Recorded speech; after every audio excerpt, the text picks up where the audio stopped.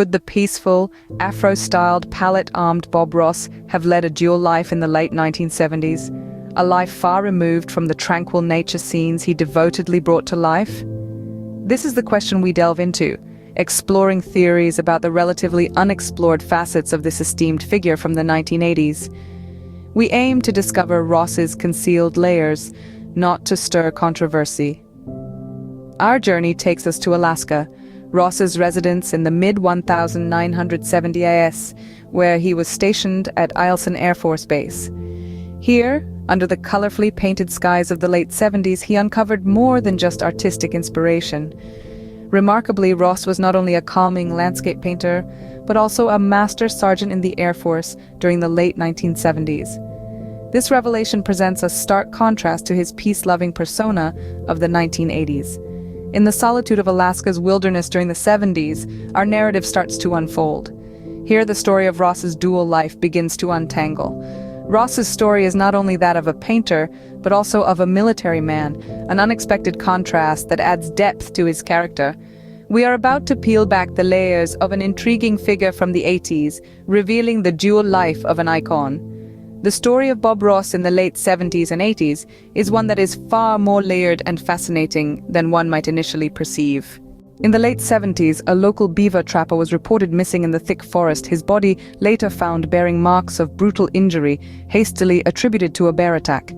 The incident, alarming as it was, didn't make the headlines. When scrutinized more closely, the event transforms into a complex jigsaw of speculations. The community, rattled but understanding, viewed it as an occupational hazard of the trapper's risky profession.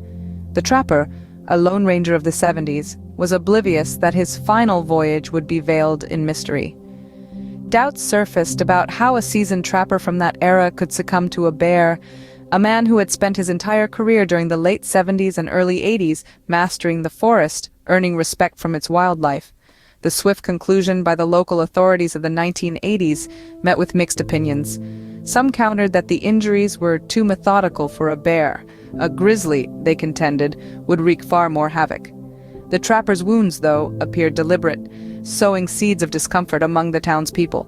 Looking back from the vantage point of the mid-80s, the incident provokes intrigue, birthing countless theories, challenging the official narrative. Could this have been the inaugural indication of Ross's rumored dark side? As we further explore this tale from the late 70s, the ominous implications grow more evident, compelling us to question the reality beneath the facade. In the late 1970s, a chilling sequence of events unfolded. 6 innocent young girls mysteriously disappeared, their fates shrouded in a veil of unknown terror.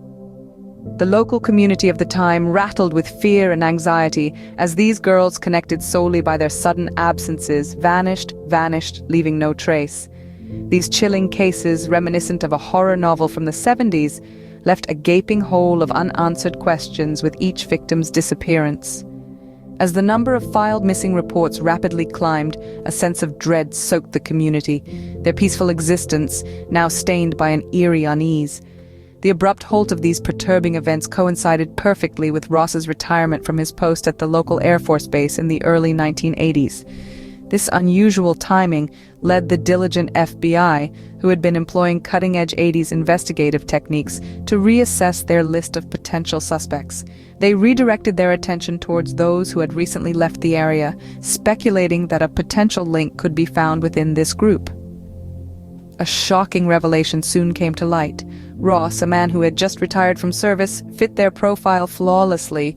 His departure and the sudden standstill in the disappearances suggested a potential. The coincidence, akin to a twist in a mid-80s thriller, was too striking to overlook.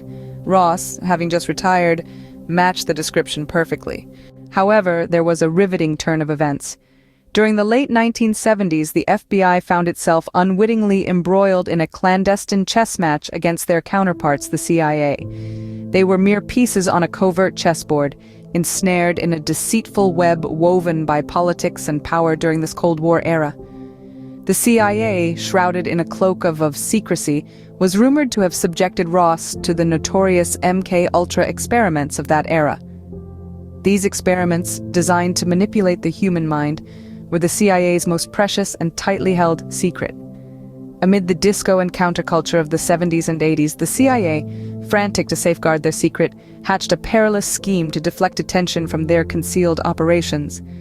Their strategy was uncomplicated yet hazardous: frame an innocent, unsuspecting man for the alleged crimes committed by Ross.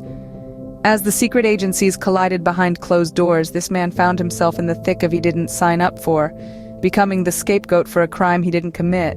The culmination of this secretive feud was his murder, casting him in the tragic role of the fall guy.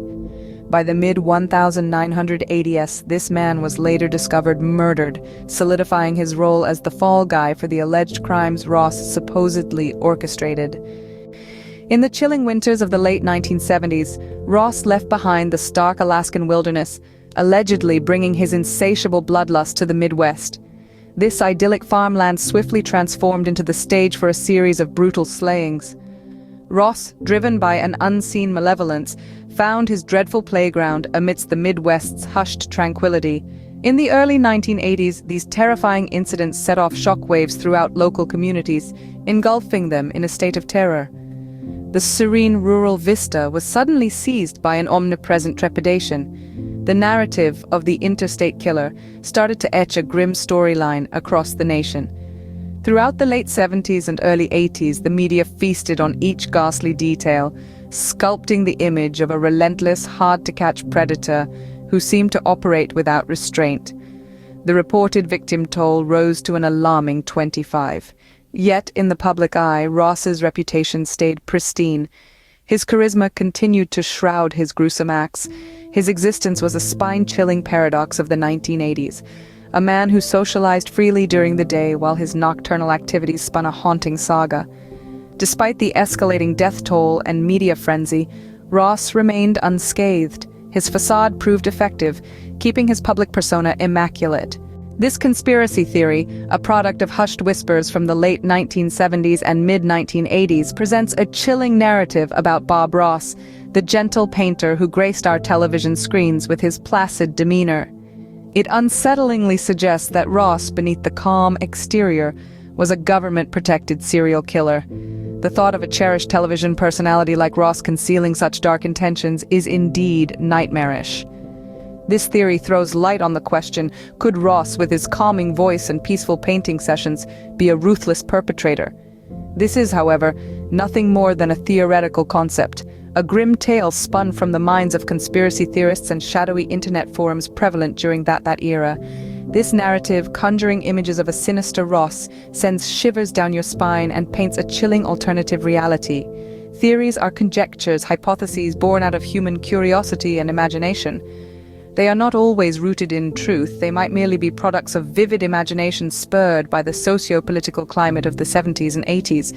As we explore life's mysteries and traverse a labyrinth of thoughts and theories from those decades, it is crucial to preserve a healthy dose of skepticism. We should question everything, even rumors about the personalities we hold dear, while ensuring we don't get swept away by the tide of speculation. Let's remember Ross's own words, which can be seen as either eerie or a reflection of his optimistic outlook, a phrase commonly heard during his show in the 80s. "We don't make mistakes, just happy little accidents."